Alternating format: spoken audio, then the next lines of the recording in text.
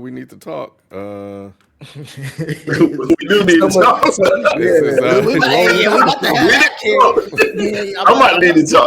I'm about to hit up one of the producers and start calling niggas out. His pic, hey Lou, his picture gonna be up on the bottom of the screen.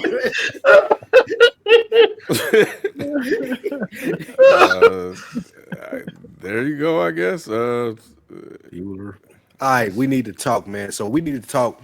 It was up in the air. I told Jalen, whatever the outcome of this Monday night game, we can talk about either one of those squads. And come to look at this Monday night game. You didn't have the topic. That's what you said. I did. It was either one of these bums, either one of these teams that showed up like bums, but it just so happened that both of them showed up like bums. You got the Eagles who can only score 10 points. Yeah, do what you got to do to win. That's the narrative that they're trying to put behind Jalen Hurts right now. Okay, whatever. I think I can accept that. However, you do have a Matt LaFleur. You do have a Jordan Love. You do have a Green Bay offense and defense that people are putting in the upper echelon of the league. And now we're looking at them like y'all can't score 10 points on a primetime football game against the Eagles. Y'all can't do that. And y'all supposed to be a team that can contend in the NFC. It speaks to the difference, I feel like, in the NFC between the Philadelphia Eagles and the second best team. Not to say the Eagles are that great, because we've seen them and their quarterback play throughout this game and their play calling. There's still something to be said about that we can talk about. But the even larger conversation is Matt LaFleur, Jordan Love, this Green Bay Packers offense. In their 3 losses, we're talking about 16 points, 13 points, and 9 points, or some shit like that. That's unacceptable for somebody who's supposed to win the Super Bowl. We got to talk about the Packers. Lou, I'm so glad you brought this up. I didn't know this was going to be the conversation. So I was gonna wait a week and see what happened this week, but why wait? Because LaFleur's supposed to be that guy. Jordan Love's supposed to be that guy. They went and got Parsons, supposed to be help with the defense, and neither one of them are looking to be that guy right now. And all the talk about everything LaFleur, et cetera, and he's just not getting the job done, and you're taking a step backwards this year. And it's time to look at him. Like you're supposed to be taking a step forward, and you're not. Jordan Love hasn't shown any sort of improvement at all. So he just may be a guy, and he very much takes a lot of as Manny said, man, he's close. He's almost to the point where he's just not good. I won't go as extreme as Manny talking about he sucked, but I mean that's a game you got to win, bro. Like if you're that guy, and that game's yours for the taking. I know the Eagles defense is really, really great, but you're supposed to be a contender. Yeah. So contend. They're trying to blame injuries, but still. No. You can't blame that one on injuries. There was a few drops in this game. Yeah, but look. At the end of the day, when it's looked bad in Green Bay, it's been really bad, and we gave them excuses earlier on in the season. But at this point, like Ken said, if you're going to be in contention, these are the games that you got to win. And for me, my bigger question is with Mike LaFleur over Jordan Love, because Jordan Love might not be elite. He might just be really good. But I think that for Jordan Love to really to take that next step, Ken, that you were talking about, is consistency at this point. Like, set the bar and just be like, this is the minimum level that I'm going to play at, because he's too much of a roller coaster. His highs are super high and his lows are too low. His lows need to be higher. You know what I'm saying? Like, your low needs to be, bro, like, we're going to score 13 to 14 points at our worst. You can't go out here against a championship contending Eagles team that is struggling. Champions. Super Bowl. You know what I'm saying? And they're trying to figure it out, and they're kind of, wobbly as well. You have to exert your dominance at home. So to me, look, Mike LaFleur, this is the first time that I have to question him, and I think that's who Matt LaFleur. Who I said? Mike. Oh, my bad. Question the brother too. Yeah, 100%. But Gucci Mane LaFleur, bro, like that, he's the topic of conversation here, because you've drafted wide receiver, you've drafted offense. You went and got a running back. This is your guy at quarterback. It can't look like this when it's bad, bro. Like it just can't. It can't. And you're an offensive head coach, so they've been relying on that defense, but man, Matt LaFleur is the topic of conversation here. It didn't look good. Go ahead, Sean. Go ahead. I was just gonna say 3 numbers are important, not just for this game, but for the season for the Green Bay Packers. 16, 13, and 10. You lost 3 games with teams not scoring more than 16 points. That's ridiculous in itself. You should never lose games when your defense plays good enough to get you a victory like that. 2 touchdowns is not too much to ask for a Green Bay offense that is talented as this. What this tells me more than anything, which I love Jordan Love, I just think he gets rattled easy. It's so we talk about quarterback play and the things that quarterbacks have to do. The main thing you got to have as a quarterback is nerves of steel. Nothing can rattle you. You got to learn how to sit there in that pocket and take the pressure and deal with whatever comes your way. When we talk about Patrick Mahomes, one of the greatest assets he has is his calmness in the line of fire. He steps up when it's time to play. You got to have some of that. Jordan Love has none of that. I don't think the defense feared him one bit last night. He didn't attack where he needed to attack. There were certain open areas that he just left up for chance, and it was his fault. It wasn't nobody else. We can't blame LaFleur for all that. That's a lot on the quarterback. And I love Jordan Love. So for me to say that, it takes a lot. I put more on him than I do on anybody else. He has to step up in moments like that. You're at home. It's cold. You just got to step up and prove that this is your place. This Lambeau Field. People scared to come there. Matt picked them, though. So, Shelton, I don't disagree with you. But Matt picked them. And that's the reason why it's more on Matt for me. This is not somebody you inherited. You picked him when you had an MVP quarterback. You said this was the guy. So all of that you talking about, in my opinion, that's on Matt because he picked him. And Shelton, I saw that they said the Eagles knew the plays that the Packers were calling. They were. They were calling out. It's on the audio. Yeah, that's bro. That's a LaFleur thing. Like, bro, come on, man. Right now, Ken, and I'm glad Jordan Love can't change his plays. I'm glad that you. They probably would have known that too. Time was running out, Lou, and he couldn't. They didn't have a timeout. Yeah, they barely. I do agree. It is a LaFleur thing, but I'm wondering, can he change his plays? It was that 4th. Oh, go ahead, Nick. No, I was gonna say they barely got the snap off on damn near every drive. Like every time they snapped, I was surprised they didn't get a delay of game. Had like more penalties than that. Well, that's a quarterback thing, right there. But my thing is, seeing Matt LaFleur. What was this? Monday Night Football. He was on the bench. He was looking away from the game, scrapping like he was playing a lottery ticket. I was like, nigga, is this how you call plays? We see the behind the curtain of that. My thing is, look, I fuck with Gucci Mane LaFleur. I'm the one that coined him that, Lou. People don't know that. I was Gucci Mane LaFleur and J-Lo.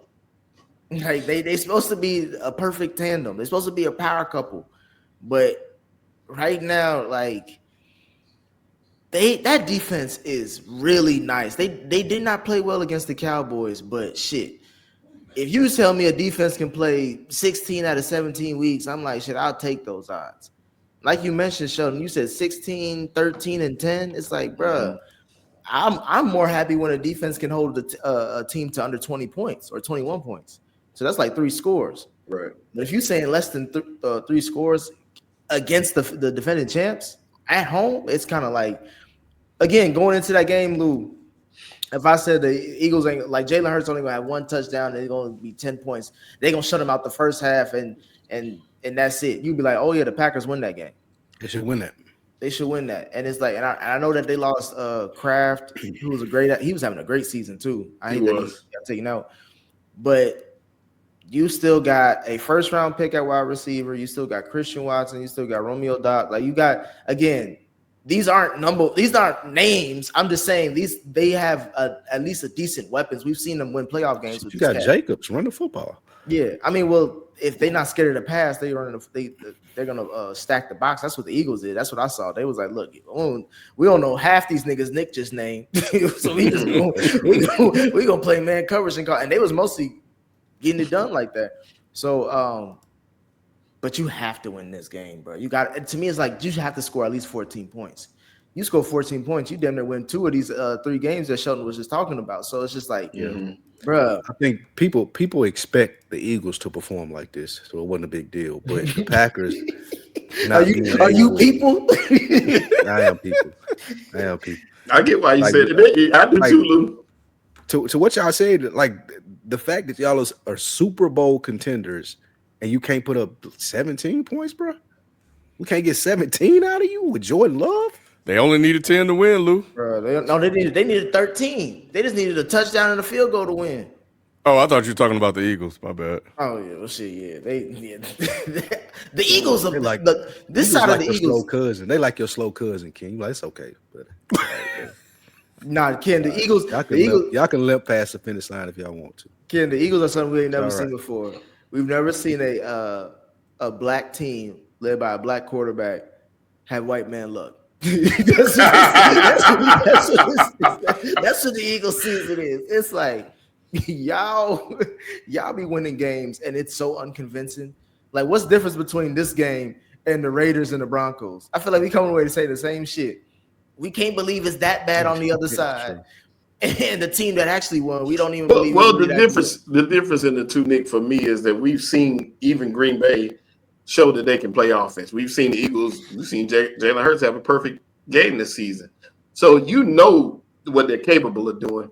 So for me, I don't pay no attention though. This happens. So this has been going on for the last 3-4 years, where there's games where it's going to be good, there's games where it's going to be bad. But 9 times out of 10, they're going to come out with the victory. So to this point, you shouldn't even pay no attention. It's just like whatever.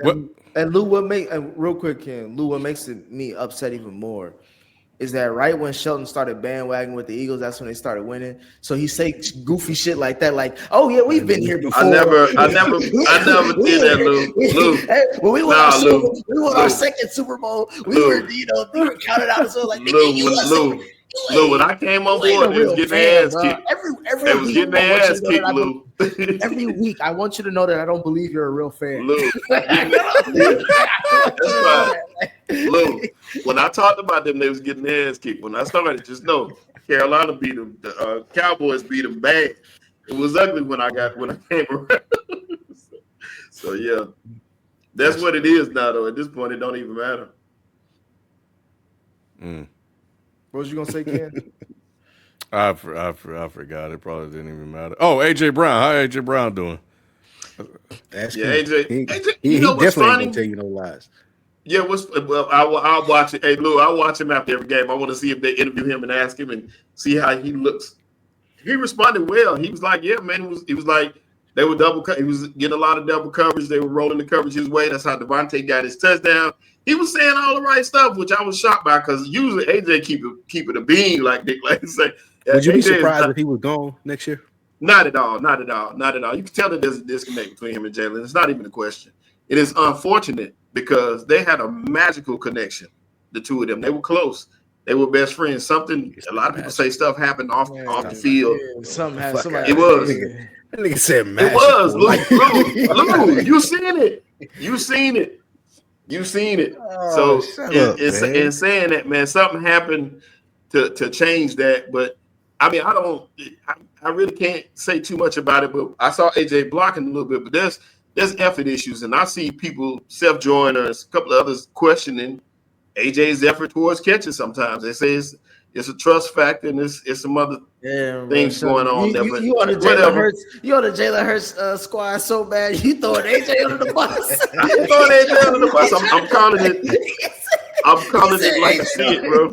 He said AJ can't. I said that's what self-joiner said. I said that's what the players are saying. Former players, but yeah, I'm just saying. I don't care if Tom Joyner told you. I'm just saying that I never thought that I would see infighting. This is the issue with the Eagles. Is like they're the reason why we think they shitty at the end of the day because they fight with each other and not really just play their role. Like, there's no reason for there to be any issues in the Eagles locker room, and but shit, AJ Brown, brother, he gonna get traded in the offseason. I feel like that. That's what's going on. Yeah, you better hope he get a ring. And for Jair quit. Alexander. Hey, he on the road. He on the road. Hey, He got traded to the Super Bowl champions and walked don't away. do that, man. Don't do that, man. That Let's man, I feel bad for Jair, man. We can't laugh at Jair. Hey, Jair, from Jair, my motivational speaker, Ken. Okay. From my understanding, Jair came in and he said he was healthy, but when they looked at him, they said, "Nah, bro, you need a little bit more time," and he chose to step away. That knee is a lot worse off than he initially thought. It was a fly how he took because he got all those picks. He hit on Jalen Phillips, though. I don't know if you watched the game, but Jalen Phillips balled out, and that was an amazing trade for a third-round draft pick. And how he still got 10 picks in his draft coming up. It's one game, bro. It's one game. Chill out, bro. Act like it's a fucking. Come on, y'all ain't win the Super Bowl. Y'all just beat the Packers. So they lost out on the Jair trade. Okay. Well, the Jair trade was for a 6th-round pick, and like I said, I think he just took a flyer on him to see if he had anything, and we see he's not. So yeah, he lost out on that one. Howie has a good time. That's why they don't trust niggas with green eyes. That's what it is. Lou know what I'm talking about. Boy. You'll never trust a nigga with green eyes, boy. Get that nigga away from me. Michael Ealy ass nigga. Watch Reasonable Doubt season 1. You'll find out exactly what we're talking about. How your whole family fucked up. Oh man. All right, cool. Well, we'll leave it